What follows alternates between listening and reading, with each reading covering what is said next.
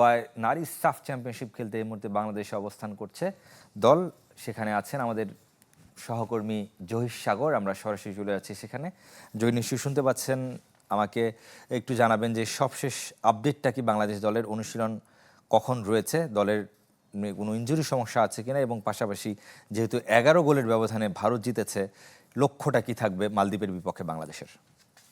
ভোগান্তি ভুলে চলে আসুন রিগালে। ওয়ারেন্টি সহ স্টাইলিশ কালেকশন নিয়ে রেডি রিগাল ফার্নিচার। দর্শক, বাংলাদেশের লক্ষ্যটা খুবই স্পষ্ট। বাংলাদেশের ফুটবলার থেকে শুরু করে কোচিং স্টাফ সবাই জানেন যে বাংলাদেশ দল এই টুর্নামেন্টে এসেছে তাদের শিরোপাটা ধরে রাখার জন্য।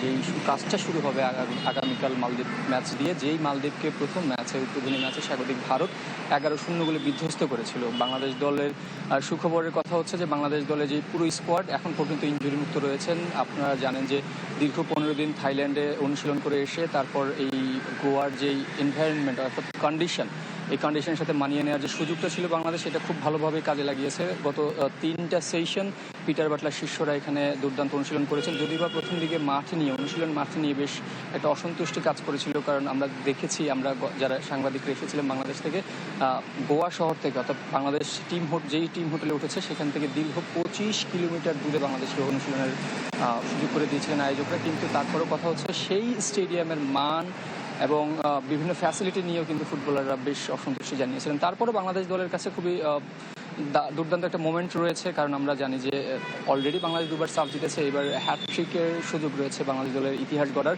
সেই কাজটা যে সহজ হবে না তার একটা বড় পরীক্ষা কিন্তু অলরেডি ভারত দেখিয়ে দিয়েছে বাংলাদেশ দলকে। পিটার বাটলার বলছিলেন আসলে প্রথম ম্যাচটা খুবই গুরুত্বপূর্ণ মোমেন্টাম সেট করার জন্য, যে ম্যাচটার জন্য আজকে শেষবারের মতো অনুশীলনের সুযোগ পাবেন মারিয়াম মান্দার দল।